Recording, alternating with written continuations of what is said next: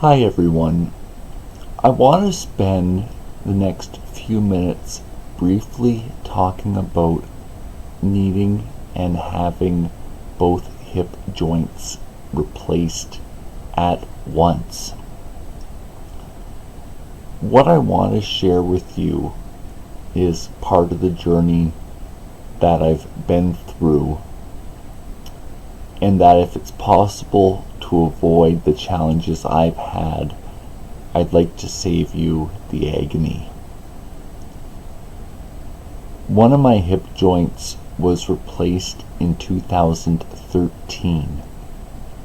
I did not heal because I needed the other hip to be good.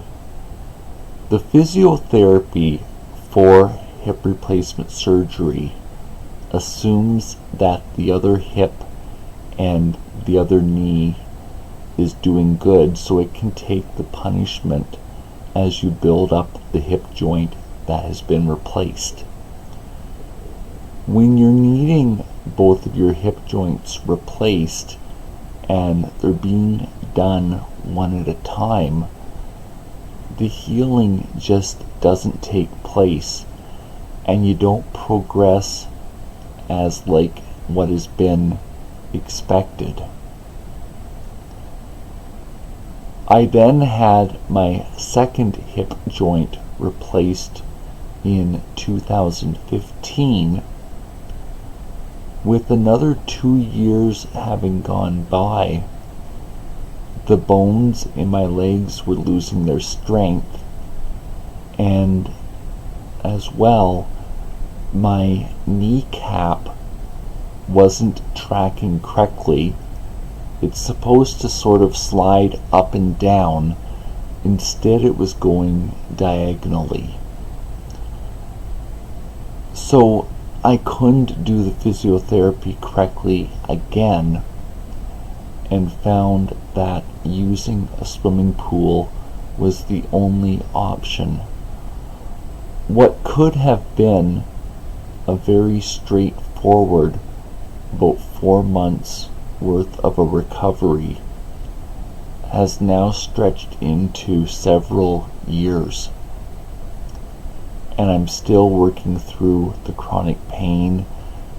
I now have a new setback that I've got a partial ligament tear in my right knee joint.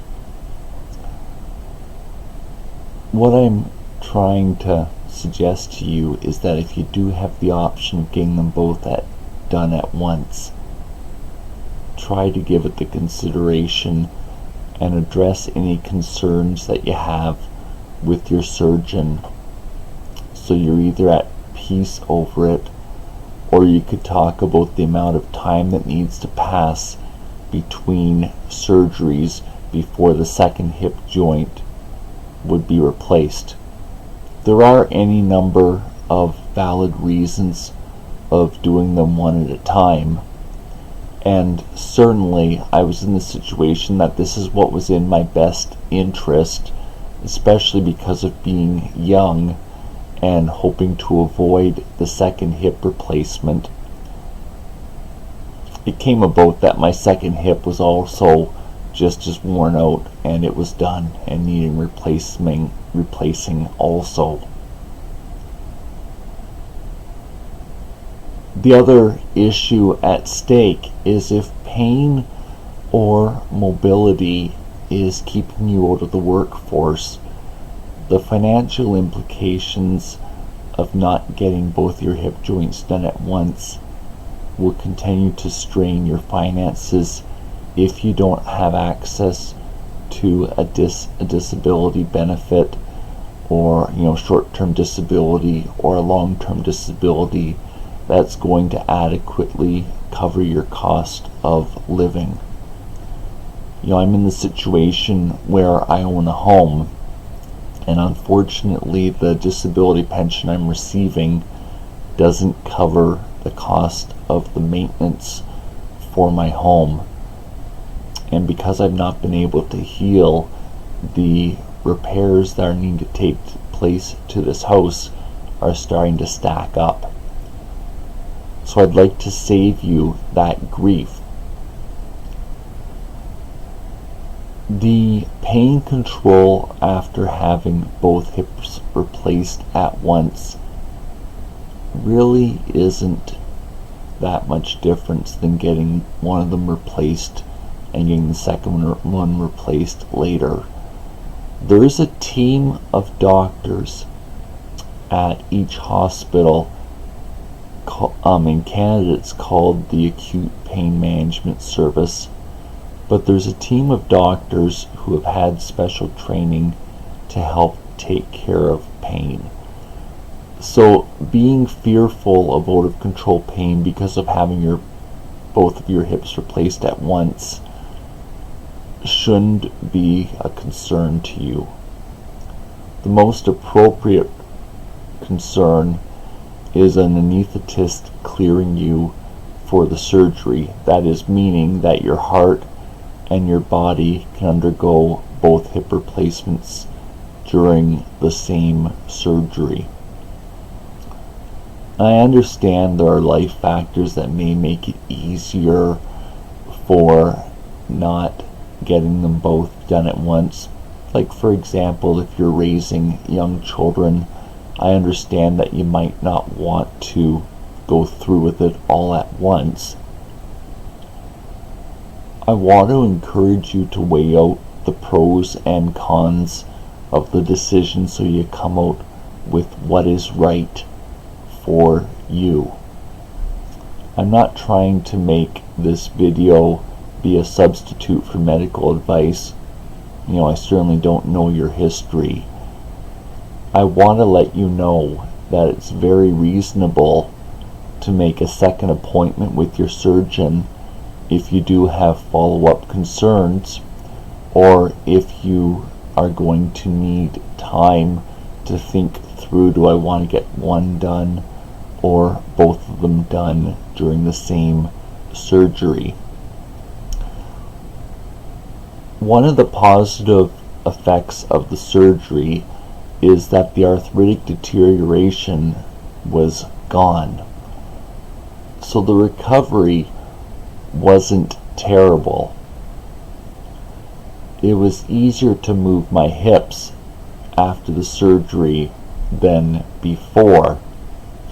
However, everything is joined together, and it's not just been that easy for me to make the recovery. If you're going to have both of your hips replaced at once, you should inquire what equipment you will need in place at your home so you can manage the recovery. I'm thinking about things such as a walker, also a raised toilet seat, a shower chair, and some type of advanced meal preparation. Either that you have someone to cook for you, or that you have a chest freezer and are able to store meals that you prepare ahead of time before you have your surgery. It is a very personal decision on what you have done to your body and the timing when. You need to be in a good place mentally for the surgery. When your mind's at ease, you do a whole lot better of job recovering. I've had a lot of help from the pre-screening surgical unit. They address a lot of the practical implications of having surgery. They bring up the topics that that will need to be addressed, and that you have a plan for the recovery. There are options to use a respite bed at a nursing home. You typically will pay for this service. Some people may find this very helpful for maybe the 2 weeks that follow the operation before you're ready to return home. It all depends on what your living arrangements are. It's very important that your post-surgery recovery plan is in place before you have the operation so that you're set up. When you have a surgery, your body's weak. I might suggest to you that your emotions are weakened because of having gone through the surgery, and you need to think through and plan ahead so you're not putting yourself under extra stress and strain your emotions. There are a number of tools besides what I've mentioned that are helpful. I'm specifically thinking of a long handle shoe horn, a sock horn, and a reacher grabber.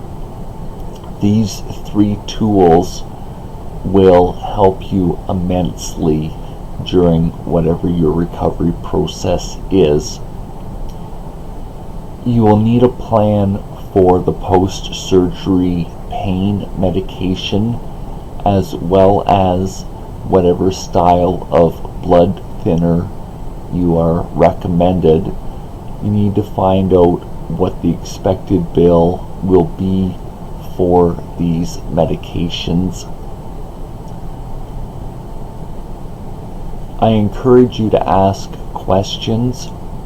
Here in Ontario, Canada, a patient support group has been established so people who have gone through operations may effectively mentor someone who's about to go through the process. The hospital where I had my surgery had a lunch seminar for those who are undergoing hip replacement surgery. The purpose of this is to help equip and prepare people in an environment where healthcare dollars are fading and cutbacks in in-home care funded by the government is fading away as well. I know it's a big step. I understand that it's not always easy to go through these situations, especially if it's thrust on you, or when you're young you still have the feeling of being invincible, and suddenly finding yourself needing major surgery takes a lot out of you. Make sure you take the time that you need to ask questions. Your family doctor is another excellent source of support, as well as addressing questions you may have to prepare for your surgery. The pharmacist is another key member of your healthcare team. They're there to help address questions with pain. They could help you by knowing the risks of what's going on with your medication. When you're on 3 or more medications, the hospital where I had my surgery done at asked for a med check to take place. That's where you meet with your pharmacist and they submit a report to the hospital to help know what the risks are and to help confirm the medications that you are using so you don't overdose while you're at the hospital. I don't feel that someone who has surgery should be too concerned about becoming addicted to pain medication. Pain medication is a means to an end. If you're concerned about it, it's something I believe that you'd be willing to talk through with your family doctor, and that your family doctor would certainly help you work through how much you need to be taking. There are always exceptions to the rule, and sometimes things are a lot more complicated, like what I'm dealing with. My surgeon has been more than willing to help me with my right knee joint, and My family doctor is equally as well on board with whatever treatment that I'm needing. They've both seen that I'm motivated to take care of myself and my life, and it helps them be motivated to partly treat me and also educate and equip me on how to manage my life while I deal with my knees. I've given you lots to think about. Again, I don't mean this as a replacement for the healthcare advice by the team of people who know you. I only want to help get you thinking through what it is that you need to ask and what it is that you need to plan so you can make an effective decision for yourself, and one that you're comfortable and confident in making. Thank you very much for this time that you've spent with me today. Bye for now.